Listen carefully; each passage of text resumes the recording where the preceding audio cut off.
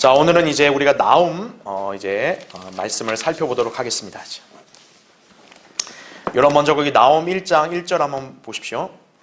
자, 나움 1장 1절에 니느웨에 대한 엄중한 말씀이라 엘코스인 나움의 환상의 책이라 했습니다. 이게 이제 나움서의 어떻게 보면 저자와 그 다음에 기록 목적입니다. 그러니까 여러분 이제 나움서가 어떻게 보면 이제 소선지서 중에 한 책이고 또 일반 교회들에서는 사실 소선지서를 경시하기 때문에 이 나움서의 내용이 좀 생소할 수 있어요. 그런데 일단 결론적으로 핵심적인 주제를 얘기하라고 하면은 여기에 나오는 니느웨, 이 니느웨 성읍의 멸망을 이렇게 예언하고 있는 책이다. 이렇게 일단 이해하시면 됩니다. 니느웨가 어디냐면 아시리아, 여러분 들어보셨죠? 아시리아라는 나라의 수도예요. 예. 그래서 이 니느웨의 멸망을, 이때 니느웨의 죄악을 책망하고 그 다음에 심판을 예언하고 있다 이거죠. 자, 그런데 우리는 여러분과 함께 지금 소선지서를 계속 공부하면서 제가 늘 강조하잖아요. 선지서에 나오는 이 말씀들은 단순히 과거 역사만이 아니라 사실은 어디를 겨냥하고 있다고 말씀드렸어요? 재림이라고요. 예. 바로 재림 때 있을 심판을 얘기한다라는 얘기죠. 그러니까 나움서도 예외가 아니에요. 그러니까 나움서도 옛날에 아시리아 그 수도의 그런 멸망을 단순히 그것만 얘기하는 게 아니라 장차 미래에 있을 바로 심판을 예언적으로 알려주고 있다는 거죠. 예. 바로 그 니느웨가 누구를 예표를 하고 있냐? 바로 대환란 때 신비의 바빌론이 있죠. 예, 그 신비의 바빌론을 예표로 한다. 일단 이렇게 기억하시고 이제 우리가 본격적으로 한번 오늘과 다음 시간에 걸쳐서 나움서를 한번 살펴보겠습니다. 자, 이제 교환을 보세요. 맨 위에 성경에는 갈릴리 출신의 선지자가 2명이 나옵니다. 예, 바로 요나와 나움입니다. 우리 요나서 공부한 거 기억나시죠? 요나는 갈릴리 출신의 선지자. 그러니까 예수 그리스도도 갈릴리 선지자로부터 불리셨단 말이죠. 그러니까 요나가 예수 그리스도의 예표라는 걸 저번에 한번 우리가 살펴봤었죠. 그런데 요나만이 갈릴리 출신의 선지자가 아니라 한 사람이 더 있어요. 바로 오늘 우리가 살펴보고자 하는 나움입니다. 이 나움 선지자의 출신도 갈릴리 출신이에요. 자, 신약에서 갈릴리에 있는 카퍼나움이라는 성읍의 이름이 뜻이 뭐냐면 나훔의 마을이라는 뜻이에요. 나훔의 마을. 그러니까 나움 선지자의 이름을 딴 그 마을 이름이 카퍼나움인 거예요. 쉽게 말하면. 예. 그러니까 나움 선지자도 갈릴리 출신의 선지자다 이거죠. 자, 그런데 공교롭게도요. 두 선지자, 즉 요나와 나움의 공통점이 또 뭐냐면 니느웨에 관해 기록을 해요. 니느웨. 우리 기억을 되살려보면 요나서는 어땠어요? 하나님께서 요나에게 너 저기 니느웨에 가서 말씀을 전파하라 그랬단 말이에요. 요나는 그걸 불순종했어요. 왜? 그들이 회개하는 게 싫었으니까. 그렇죠. 그런데 결국은 어떻습니까? 요나가 결국 하나님께 징계받고 나서 갔죠. 말씀 하나 딱 전파했더니 그 니느웨 성읍 전체가 회개했습니다. 그렇죠. 그러니까 요나서도 역시 니느웨를 대상으로 말씀을 전했는데 특징이 뭐냐? 요나서는 니느웨의 회개를 다루었다 이거죠. 자, 그럼 나움의 특징은 뭐냐? 나움은 거꾸로 니느웨의 멸망을 예언하고 있습니다.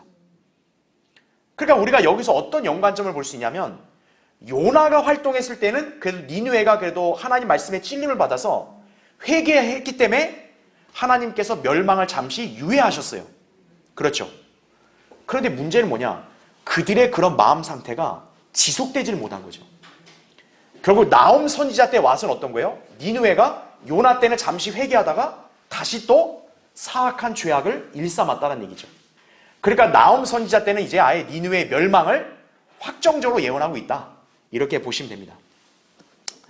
자, 계속 볼게요. 특히 나움은 니느웨의 심판의 원인이 그 성읍의 포악성 때문인 점. 그러니까 왜 니느웨는 왜 멸망해야 되냐 했더니 그 성읍이 너무 포악해요. 피 흘리는 성읍이에요. 자, 그게 첫 번째 이유가 있고, 근데 그거보다 더 큰 이유가 있습니다. 계속 보면 하나님의 백성인 이스라엘에게 저지른 죄악에 대한 복수임을 강조하고 있다 이거죠. 예. 그러니까 이들이 단순히 포악한 죄악만이 아니라 이들은 하나님의 백성을 갖다가 이렇게 압제한다 이거죠. 예. 바로 그런 죄악에 대해서 하나님께서 어떻게 하신 거예요? 복수하신다라는 거죠. 다시 말하면 니느웨의 심판은 뭡니까? 그 니느웨 사람들에 있어서는 죄악 때문에 심판받는 거지만 이스라엘의 입장에서는 뭐예요? 하나님이 자신들을 대신해서 복수해주는 성격의 심판인 거죠. 예. 사실 어떻게 보면 이 선지서에 나오는 이방인의 심판은 이 성격과 거의 다 흡사해요. 즉 주님이 재림 때 왜 이방인들을 멸망시키죠? 이스라엘을 대신해서 복수하시는 거예요. 그러니까 재림을 뭐라고 얘기하는 거예요? 복수의 날, 보복의 날. 이렇게 성경에서 예언하고 있는 이유가 바로 여기 있다는 얘기죠. 예. 자, 나홈서는 바로 뭐냐면 이스라엘을 괴롭히고 이스라엘을 박해한 바로 니느웨를 하나님께서 심판하셔서 복수하신다. 바로 이것이 예언적 주제다 이거죠. 자, 그렇게 볼 때 니느웨의 멸망은 이스라엘에게 있어서는 하나님에 의한 구원과 위로가 되는 셈이 되겠죠. 그렇죠? 자, 따라서 나홈서에서 니느웨의 멸망과 관련하여 죄에 대한 이 엄중한 심판은 바로 재림 때 적그리스도와 그 왕국의 멸망, 신비의 바빌론의 멸망, 아마겟돈 전쟁으로 귀결된다라는 얘기죠. 즉 하나님께서 이스라엘을 위해서 복수를 해야 되잖아요. 그들을 진멸시켜 죽이는 거죠. 바로 전쟁을 일으키는 거죠. 그 전쟁의 결국 실체는 뭡니까? 아마겟돈 전쟁이죠. 그래서 주님이 재림하시면 아마겟돈 전쟁을 일으켜서 적그리스도와 그 왕국은 멸망하는 거고. 그렇죠? 예. 바로 그 중요한 예언적 주제가 나홈서에서도 역시 언급이 되고 있는 거다 이거죠. 나홈서는 전체가 3장이거든요.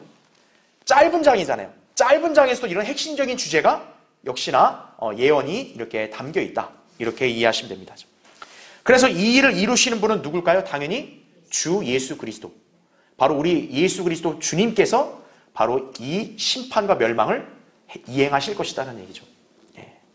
그래서 우리가 나홈서에는 이제 이 측면하고 연관해서 한번 이제 우리가 이번 시간과 다음 시간에 걸쳐 살펴보겠습니다.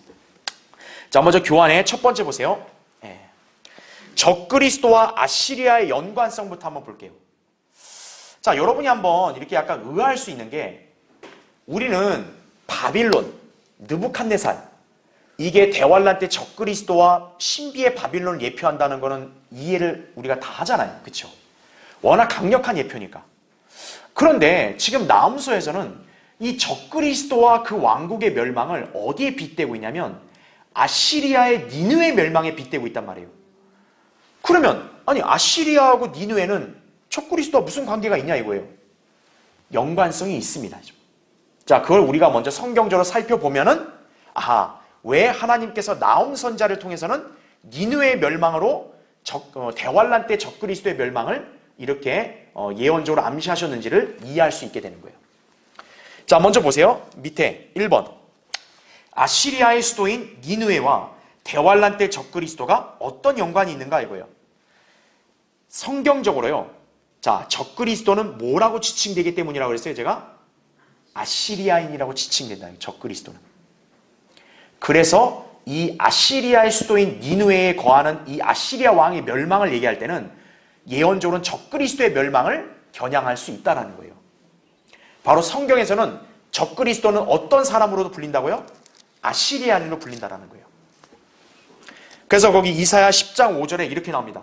나의 진노의 막대기인 오 아시리아인아 이렇게 나옵니다. 그러니까 여기 아시리아인이라고 했을 때는 그냥 일반적인 아시리아 무슨 사람을 가리키는 게 아니고 특정한 사람이에요. 하나님의 진노의 막대기라고 일컬어지는 특정한 사람을 가리키는 거예요. 바로 이 자가 누구냐? 적그리스도를 가리킨다는 얘기죠. 자, 그럼 이제 먼저 괄호 1번부터 볼게요. 성경은 이 세상의 신인 사탄이 세상을 7 왕들을 통해 다스린다는 사실을 언급한다라는 거죠. 계시록 12장 3절에 보면 보라 커다란 붉은 용 한 마리가 이렇게 나오죠. 이 붉은 용은 리비아단 사탄이죠. 근데 사탄의 특징이 뭡니까? 모양이 7 머리 10뿔을 가졌다 그랬죠. 자, 근데 그 머리들 위에는 7 왕관이 있더라 이렇게 나옵니다. 왕관이 있다는 건 뭐예요? 그 머리가 바로 누굴 가리킨다? 왕들을 가리킨다는 것을 성경에서 가르쳐 주는 거죠. 그러니까 사탄은 이 세상을 통치할 때 7 왕들, 7 왕국들을 중심으로 해서 세상을 주관해 왔다는 거예요. 예. 자, 그럼 성경이 제시하는 7왕들은 누구냐? 다음과 같습니다. 자, 제가 동그라미 1번부터 7번까지 표시해놨죠? 먼저 창세기 10장에 바벨 왕의 님롯입니다. 2번 이집트 왕 누구죠? 파라오죠. 출애굽기 1장부터 15장 나온 대로. 3번 아시리아 왕 사네립입니다. 예, 이사야 10장에 나온 바로 그런 거죠. 그 다음에 4번 바빌론 왕 느부갓네살이죠. 예, 다니엘 1장부터 3장. 느부갓네살은 아주 적그리스도의 강력한 예표라는 거 다 알죠, 그렇죠? 그 다음에 5번 페르시아 왕 다리오입니다. 에스라 1장에. 그 다음에 6번 그리스 왕 알렉산더죠. 다니엘 8장에. 그 다음에 7번 로마 왕 카이사입니다. 마태복음 1장과 2장에. 즉 사탄의 머리에 있는 7머리라 했을 때는 바로 역사적으로도 성경적으로 볼 때 이 7왕들을 대변하는 것이에요. 그리고 제가 성경에서 얘기할 때는 왕과 왕국은 동일하다 그랬죠, 그렇죠? 그래서 이 나라들 혹은 이 왕들로 지칭이 될 수 있다, 그죠? 사탄의 7머리가. 자, 그럼 이제 괄호 2번을 보세요. 자, 그럼 적그리스도의 특징이 뭐냐 이거예요. 적그리스도는요, 계시록 17장 11절에 따르면요, 8번째 왕이며 동시에 7 중에 속한 자라고 나옵니다. 즉 다시 말하면 지금 아까 우리가 살펴봤던 이 7명 왕이 있죠. 이 7명의 왕 다음으로 오는 자가 적그리스도인데, 특징이 뭐냐면 적그리스도는 이 7왕들 중에 하나에 속한 자란 얘기죠. 즉 8번째로 오지만 적그리스도의 특징이 뭐라는 거예요? 무슨 새로운 나라의 왕으로 오는 게 아니고 예전에 있었던 바로 이 7 나라들 중에 한 나라의 왕으로 온다라는 거예요. 예. 그렇게 위에 7왕, 곧 7머리는 모두 장차올 적그리스도를 예표한다고 볼 수 있다라는 거예요. 예. 자, 그런데 흥미로운 점이 뭐냐면요, 이들 중에 무려 4명의 왕들이 아시리아인이라는 특징이 있어요. 예. 자, 그래서 한번 이렇게 볼게요. 예. 자, 이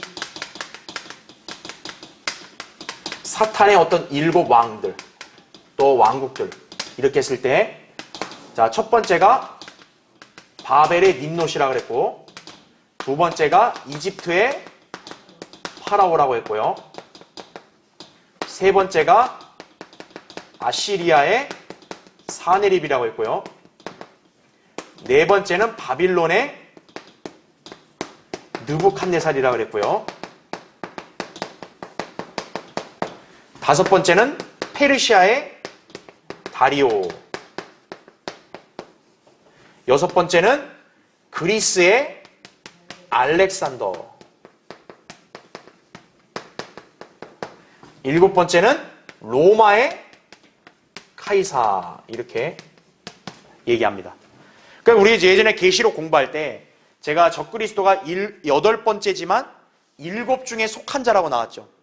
그래서 여기 한쪽이 적그리스도의 특징이 있는 거예요. 예. 그래서 그건 제가 나중에 또 따로 설명도 하기로 하고요. 자, 어쨌든 이 7의 왕들은 다 적그리스도를 예표해요, 성경에서. 그런데 이 중에서 4명의 왕들이 아시리아인입니다. 그 4명의 왕들이 누구냐면 바로 첫째, 바벨 님롯, 아시리아인으로 불려요. 두 번째, 이집트 파라오, 아시리아인으로 불려요. 그 다음에 아시리아의 사네립, 마지막으로 페르시아의 다리오. 이 4명이 다 뭐로 불리냐? 아시리아인으로 불립니다, 성경에서. 예. 그래서 중요한 게 뭐냐면 적그리스도에 다 예표가 되는 인물들인데 이 7 중에 무려 반 이상이 4명이 다 아시리아인이에요. 왜 아시리아인이라는 걸 강조했냐면 바로 나중에 이제 나타날 적그리스도가 이 7 중에 속한 자라 했기 때문에 바로 적그리스도가 바로 아시리아인으로 불린다라는 거예요. 네. 그래서 아시리아와 적그리스도는 연관성이 있는 거예요. 그래서 니느웨의 멸망이라고 얘기했을 때는 니느웨와 적그리스도의 왕국을 연관짓는 것은 결국 무리가 아닌 거예요. 그래서 예. 바로 적그리스도는 아시리아인으로 불린다라는 거죠. 그래서 니느웨라는 아시리아 수도에 앉은 아시리아 왕, 이렇게 얘기했을 때는 아시리아 왕 하면은 예언적으로 바로 누구를 겨냥하면 된다고요? 적그리스도를 겨냥하면 되는 거예요. 과거의 사네립에게도 해당되지만 그러나 예언은 어때요? 이중적이잖아요. 그렇죠? 궁극적으로는 뭐예요? 적그리스도를 가리킨다는 얘기죠. 그래서 우리가 알아야 될 게 뭐냐면 바빌론 느부갓네살은 적그리스도의 강력한 예표라는 걸 다 알아요. 그래서 우리가 적그리스도를 뭐라고도 지칭했냐면 바빌론 왕이라고도 얘기했단 말이에요. 이사야 14장에 보면. 그렇죠? 근데 성령님께서는 아시리아 왕도 적그리스도다라는 것을 이렇게 암시를 해줍니다. 즉 바빌론 왕과 적그리스도 왕 동시에 충족을 시키는 거예요. 자, 이게 왜 가능하냐면 이 아시리아 사네립 있죠. 이따 성경 찾겠지만 이 아시리아 왕은 또 어떤 왕이라고 성령님께서 어떤 왕과 동일시하냐면 바빌론 왕으로도 이렇게 같이 지칭을 합니다. 아시리아 왕을 바빌론 왕이라고도 지칭을 해요. 왜 그랬을까요? 바로 아시리아 왕과 바빌론 왕은 단순히 과거의 역사의 왕을 가리키는 게 아니라 바로 적그리스도를 예언적으로 가리키기 때문에 그래서 아시리아 왕은 바빌론 왕 이렇게 함께 용어를 호환해서 성령님이 사용하셨다라는 거예요. 예. 그러니까 지금 나음서도 어떻게 보면 어때요? 성령님께서 나음서를 통해서도 이 둘이 적그리스도와 연관이 있다는 것을 지금 가르쳐 주는 거예요. 니느웨의 멸망을 이걸 얘기하면서 바로 아시리아인이 적그리스도라는 것을 가르쳐 주는 거란 얘기죠. 예. 그래서 니느웨의 멸망이 왜 대환란 때 바빌론 멸망과 무슨 연관이 있냐? 바로 예언적으로 연관이 있는 거예요. 적그리스도가 아시리아인이기 때문에. 예. 그리고 또 이제 이따 보겠지만 니느웨의 죄악상을 보면요. 그 계시록 17장의 그 바빌론 있잖아요. 창녀 바빌론과 똑같아요. 또 묘사가. 바로 다 연관이 있다는 얘기죠. 예. 그래서 여러분이 이해하셔야 될 건 뭡니까? 아하, 나음서에서 얘기하는 니느웨의 멸망은 바로 대환란 때 바빌론의 멸망을 예표적으로 가르쳐 주는구나. 이렇게 이해하시면 되는 거예요. 자, 그래서 거기 동그라미 1번부터 볼게요. 밑에 동그라미 1번. 님롯은 아담의 몇 대 후손이라고 했죠? 13대 후손이에요. 역대기상 1장을 찾아보면. 그래서 님롯이란 단어의 뜻은 뭐냐? 또 반역을 의미합니다. 자, 님롯이 그 바벨탑 쌓을 때 이렇게 민족들을 모았잖아요. 그렇죠? 창세기 11장에. 바로 그건 뭐냐면 스파냐 3장 8절에서 재림 때 주 예수 그리스도를 대적하는 유엔의 모임으로 다시 나타날 것을 또 예표적으로 알려주는 거예요. 예. 바로 그러니까 이 님롯은 적그리스도의 강력한 예표인 거죠. 왜요? 재림 직전에 전 세계를 유엔을 통해서 장악하는 게 적그리스도니까. 님롯이 바로 전 세계 민족들을 당시에 모았던 사람이니까. 예. 자, 바로 이 님롯이 이사야 23장 13절에서는 뭐로 불린다고요? 아시리아인으로 불립니다. 예. 그 다음에 동그라미 2번. 이집트의 파라오 있죠? 이 사람도 아시리아인으로 불려요. 그래서 거기 이사야 52장 4절 제가 표시해놨죠?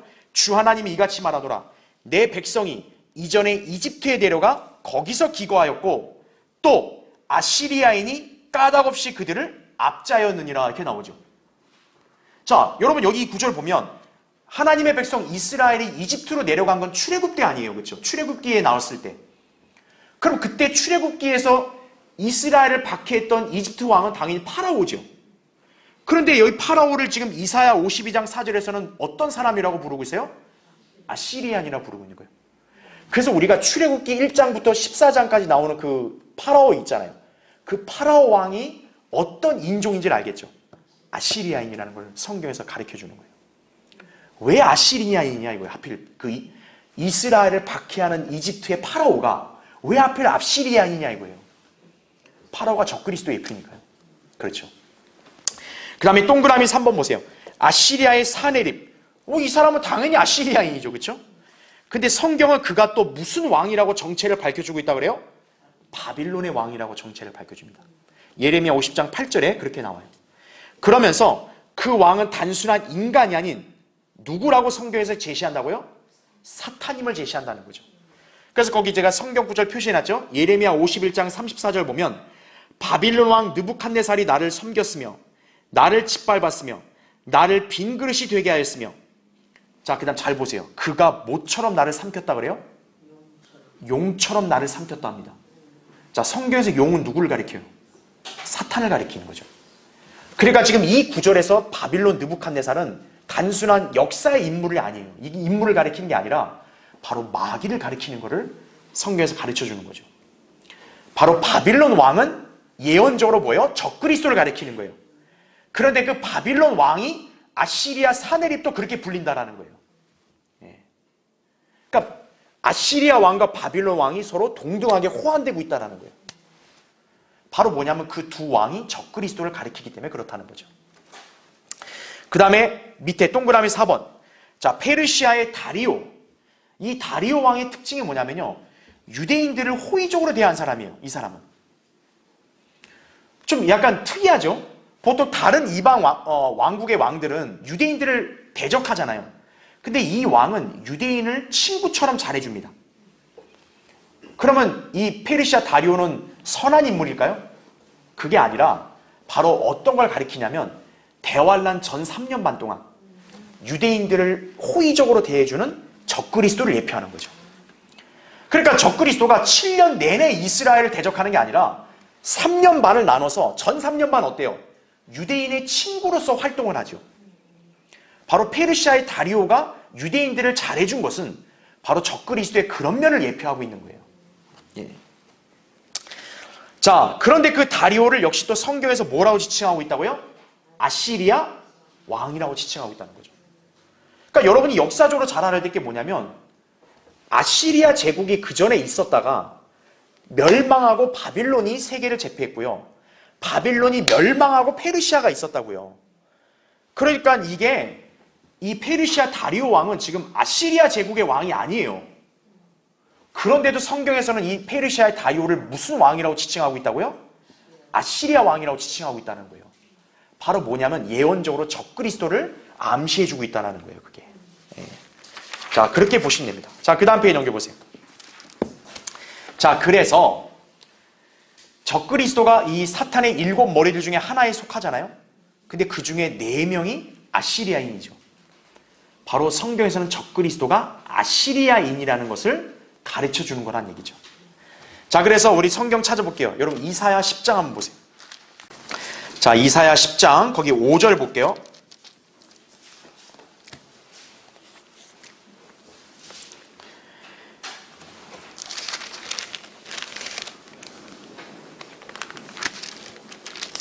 자, 나의 진노의 막대기인 오 아시리아이나 그들의 손에 있는 몽둥이는 나의 뭐라 그래요? 분노라 이렇게 말하죠. 그러니까 오 아시리아이나 특정한 아시리아를 지칭하고 있죠. 그렇죠? 그 다음에 여러분 거기 24절을 보세요. 24절. 그러므로 만군의 주 하나님이 이같이 말하노라. 오 시온에 거하는 나의 백성아, 아시리아인을 무서워 말라. 그가 너를 막대기로 때리고 이집트에 했던 대로 너를 치려고 몽둥이를 들어 올리리라. 그러나 아주 잠시 후면 그 분노가 그치고 나의 노함도 그들의 멸망으로 그치리라. 이렇게 나오죠. 시온에 거하는 나의 백성은 누굴 가리켜요? 당연히 이스라엘 가리키죠. 이스라엘 백성 보고 지금 아시리아인을 무서워하지 말라 그래요. 왜 그럴까요? 이 아시리아인은 장차 이스라엘을 굉장히 압제하고 박해하고 또 공격하는 자라는 거죠. 근데 하나님께서 그 이스라엘 백성에게 그 아시리아인을 무서워하지 말라고 하는 거죠. 바로 이 아시리아인이 누구냐면 예언적으로 적그리스도를 가리키는 거예요. 그래서 아까 우리 읽었던 25절에 아주 잠시 후면 그 분노가 어떻게 된대요? 그친다는 거죠. 적그리스도가 어때요? 마귀가 분노로 가득 차서 대환란 때 막 유대인들을 말살시키려고 하잖아요. 하지만 그것도 몇 년이면 끝나는 거예요? 3년 반이면 끝나는 거예요. 그러니까 아주 잠시 후면 분노가 끝난다는 거죠. 그럼 이제 어떻게 돼요? 여기 나온 대로 나의 노함으로 그들의 멸망으로 그친다 그랬죠. 그러니까 주님이 노하셔서 그들을 멸망시켜서 이제 그치게 한다는 얘기죠. 그래서 여기 이사야 10장의 아시리아인은 바로 누구를 가리킨다고요? 적그리스도를 가리킨다는 거죠. 그래서 아시리아, 니느웨는 적그리스도의 왕국과 이렇게 연관 지을 수가 있다라는 거예요. 그래서 대환란 때 사탄이 육화되어 나타나게 될 적그리스도는 바로 아시리아이다. 이렇게 여러분 기억하시면 되는 거예요. 자, 그래서 거기 괄호 4번 보세요. 교환에. 결국 성령님께서는 바빌론 왕과 아시리아 왕을 동일하게 보는 거예요. 그리고 이 둘을 적그리스도와 같게 보도록 세밀하게 의도하신 것이다라는 거죠. 예레미야 50장 17절에 나온 걸 보면 됩니다. 자, 니느웨의 죄악에 대한 심판과 멸망을 통해 대환란 때 적그리스도와 그의 왕국의 멸망을 예언적으로 가르쳐 주신 것이다. 이렇게 여러분 이해하시면 되는 거예요. 그래서 우리가 나홈서의 예언도 왜 대환란 때 적그리스도와 그 왕국의 멸망, 아마겟돈 전쟁, 왜 이것을 연관 지을 수 있냐? 바로 적그리스도가 아시리아와 연관되어 있기 때문에 그런 거예요. 예. 자, 그리고 그 밑에 2번을 보세요. 그래서 나홈서에 나오는 니느웨는 대환란 때 바로 누구를 예표하는 거라고요? 신비의 바빌론을 예표하는 거다. 이렇게 여러분 이해하시면 되는 거예요. 나홈은 니느웨에 대해서 뭐라고 얘기하냐면, 여러분 이것도 찾아볼게요. 여러분 나홈서 다시 나홈서로 넘어와서 3장 거기 4절을 보세요.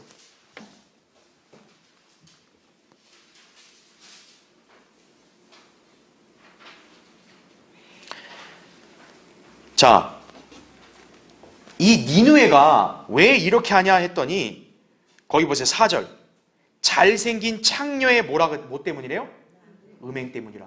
지금 니느웨를 뭐에 빗대고 있어요? 창녀, 음행으로 빗대고 있죠. 그럼 여러분 딱 이것만, 이 표현만 보면 딱 떠올라야죠. 계시록 17장에 바빌론을 뭐라고 해요? 신비라 큰 바빌론이라 땅의 창녀들과 가증한 것들의 엄이라고 이렇게 얘기하죠. 바로 이 나홈서에서 니느웨에 묘사한 이 말씀은 바로 계시록 17장에 적그리스도와 함께할 신비의 바빌론을 예표하고 있는 것이에요. 그래서 계속 읽어볼게요. 그녀는 그녀의 음행으로 민족들을 팔고 그녀의 마법들로 가족들을 파는 마법들의 여주인이니라 이렇게 말씀하고 있죠. 특징이 뭡니까? 마법, 마술 이런 걸 행하는 거죠. 대환란 때 이런 것들을 이렇게 마술 같은 게 바로 뭐냐면 적그리스도에 의해서 그 왕국에 의해서 행행하거든요. 그게 바로 이것을 예언적으로 가르쳐주고 있는 거예요. 그래서 여기 니느웨는 대환란 때 신비의 바빌론과 너무 짝이 잘 맞는 거예요. 그래서 우리가 알 수 있는 게 니느웨의 멸망을 지금 이 예언한 것은 과거의 그런 아시리아 국가 니느웨 그것만이 아니라, 물론 그것도 해당돼요. 근데 그것만이 아니라 재림 때 바빌론의 멸망을 예언하고 있는 거구나. 이렇게 이해하시면 되는 거예요. 그래서 유사한 면이 굉장히 많죠. 그렇죠? 자, 그래서 이제 우리가 그거를 이제 살펴봤습니다. 자, 그럼 이제 두 번째. 이제 우리가 적그리스도와 아시리아 연관성을 봤으니까 자, 아마겟돈 전쟁과 적그리스도의 멸망에 대해서 살펴보겠습니다. 여러분 일단 그 나홈 1장 거기 2절 한번 잠깐 볼게요. 나홈 1장 2절 보면 하나님은 질투하시며 주는 어떻게 하신대요? 복수하시는도다. 주는 복수하시며 진노하시고 주는 그의 대적들에게 앙가품을 하시는도다. 이렇게 나오죠. 그러니까 주님께서 이스라엘 백성을 위해서 복수를 하시니까 그럼 바로 이방 민족들과 전쟁을 일으켜서 그들을 진멸시키는 거죠. 결국 궁극적으로 주님께서 이방 민족들을 전쟁으로 진멸시킨 건 어떤 전쟁이에요? 아마겟돈 전쟁인 거죠. 그래서 나홈서에는 아마겟돈 전쟁에 관한 예언들도 담겨 있는 거예요. 그리고 적그리스도의 멸망까지. 사실 우리 아마겟돈 전쟁은 요엘서에서도 많이 봤죠. 그렇죠? 나홈서에서도 역시 중복돼서 언급이 되고 있다. 일단 이렇게 이해하시면 됩니다. 자, 그러면 일단 거기 밑에 1번을 보세요. 자, 적그리스도에 관한 예언들을 일단 나홈서에서 언급한 것들 한번 살펴볼게요. 나홈서에서 이제 나오는 여러 가지 사람을 보면은 아시리아 왕을 이렇게 단순히 얘기하는 게 아니라 적그리스도와 연관되다 그랬죠. 자, 그게 왜 맞는지를 한번 살펴볼게요. 먼저 괄호 1번. 자, 나홈서 1장 11절에 따르면요. 적그리스도는 어떤 자라고 묘사하고 있냐면 주를 대적하여 악을 획책하는 뭐라고 나와요? 사악한 지략가라고 나오죠. 지금 이거는 이제 나홈서에서는 아시리아 왕을 가리키는 것 같은데 근데 예언조는 바로 이게 누구에 대한 묘사예요? 적그리스도에 관한 묘사인 거예요. 한번 찾아볼게요, 여러분. 다니엘 8장 보세요. 다니엘 8장 25절.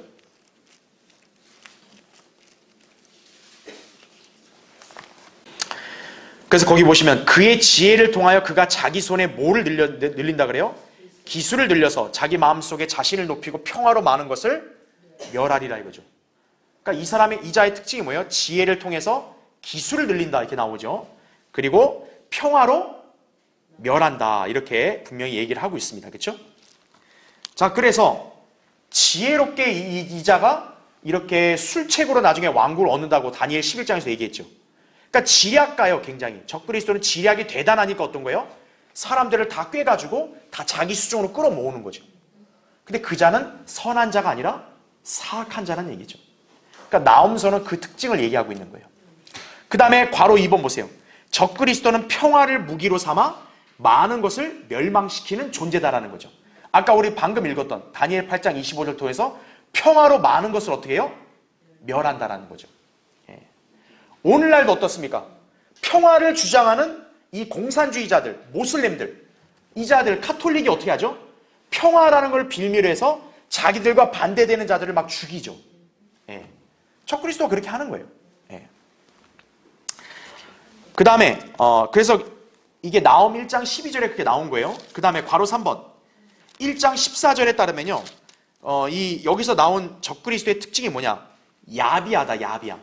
예. 괄호 3번에 적그리스도는 야비하다는 표현을 씁니다. 나홈 1장 14절에 보면 이는 그가 야비함이라 이렇게 나와요.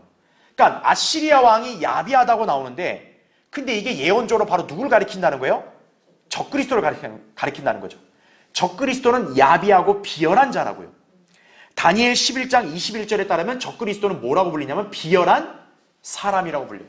한 비열한 사람이 일어난다고 나와요. 그게 바로 적그리스도를 가리키는 거죠. 비열하고 야비한 자죠. 그러니까 어때요? 사람들을 속여서 자기가 왕국을 얻는 거죠. 그 다음에 괄호 4번 보세요. 적그리스도는 또 어떤 자라고 나와요? 파괴하는 자라고 나옵니다. 그 나홈 2장 1절에 바로 어떻게 나오냐면 파괴하는 자가 올라와 내 면전에 있으니 이렇게 나와요. 파괴하는 자. 예. 다니엘 8장 25절 아까 우리 읽었을 때도 평화로 많은 것을 어때요? 멸한다죠. 파괴시키는 자죠. 예. 적그리스도는 평화로 막 이렇게 사람들을 이렇게 세워주고 이게 아니라 파괴시키는 자예요. 예. 이사야 10장 5절과 15절 아까 우리 이사야 10장 읽을 때도 이 진노의 막대기라 했잖아요. 아시리아인이. 그러니까 이 자는 뭐예요? 파괴시키는 자예요. 예. 그 다음에는 2장 11절에 뭐로 비유하고 있냐면 사자로 비유합니다. 사자. 이 아시리아 왕을 사자로 비유해요. 그러면 적그리스도가 바로 뭐예요? 사자에 비유되는 거죠. 왜요?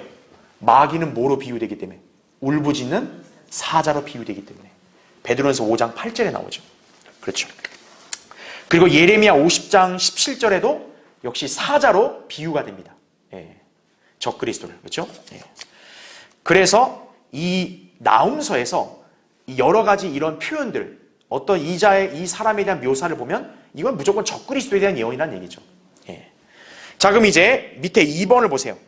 적그리스도가 파괴하는 자로서 이스라엘로 올라와 파괴하고 약탈할 때 하나님께서는 이스라엘을 잠시 어떻게 하신다고요? 외면하십니다. 이제 대환란 때 적그리스도가 이제 예루살렘을 막 황폐화시킬 거 아니겠어요? 그때 하나님이 즉시 복수하는 거 아니죠? 대환란 3년 반 동안 어떻게 돼요? 하나님이 잠시 이스라엘을 외면하고 이스라엘은 그 대환란의 고난을 통과해야 되죠. 예. 그래서 2장 2절에 보면 주께서 이스라엘의 탁월함 같이 야곱의 탁월함을 외면하셨으며 이렇게 나옵니다. 예. 대환란 때 잠시 외면하는 거예요. 그렇죠? 자, 이후에 적그리스도는 재림하실 예수 그리스도를 대적해서 재빠르게 또 다른 전쟁인 뭐를 준비할 거라고요? 아마겟돈 전쟁을 준비할 것이다 라는 얘기죠. 예. 그러니까 대환란 동안은 주님이 이스라엘을 잠시 외면하지만 보존하시지만 외면하죠.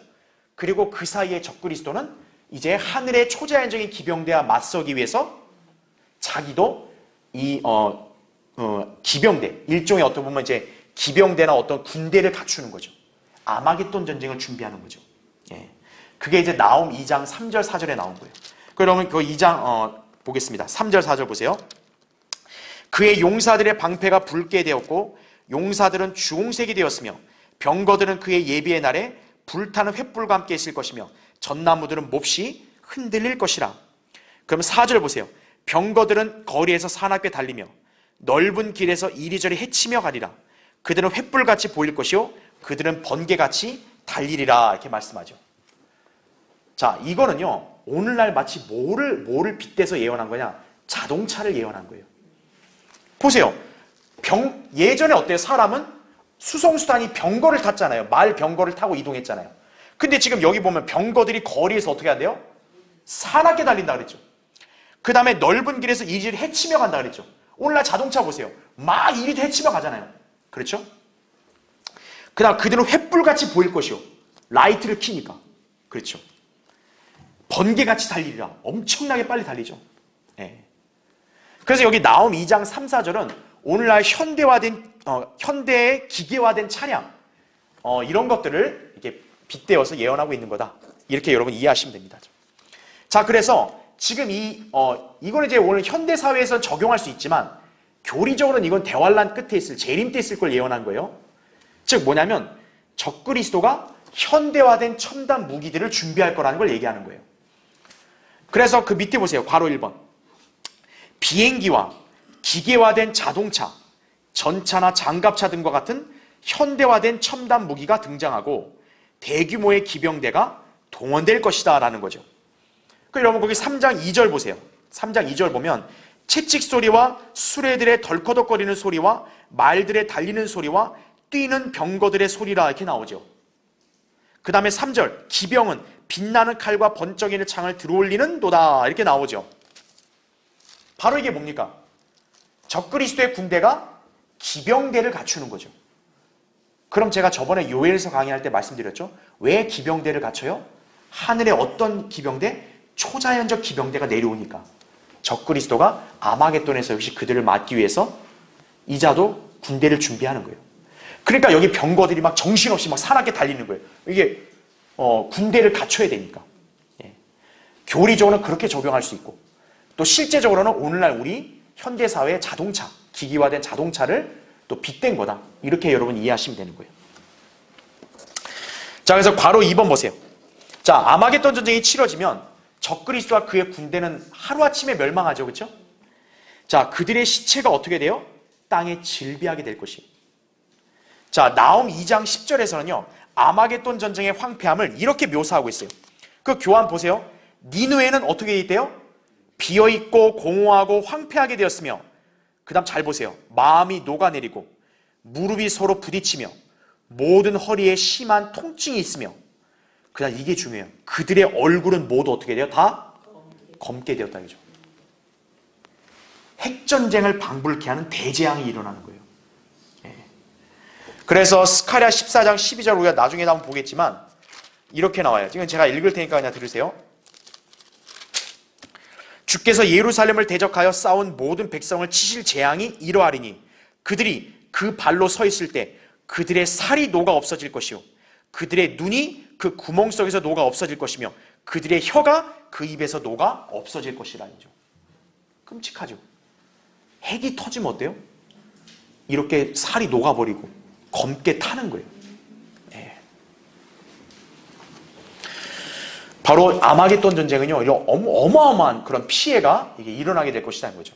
적그리스도와 그의 군대는 그렇게 멸망하는 것이. 그래서 괄호 3번 아마겟돈 전쟁에서 적그리스도의 군대는 자, 이것도 중요합니다. 뭐로 심판받는다고요? 불로 심판받는다.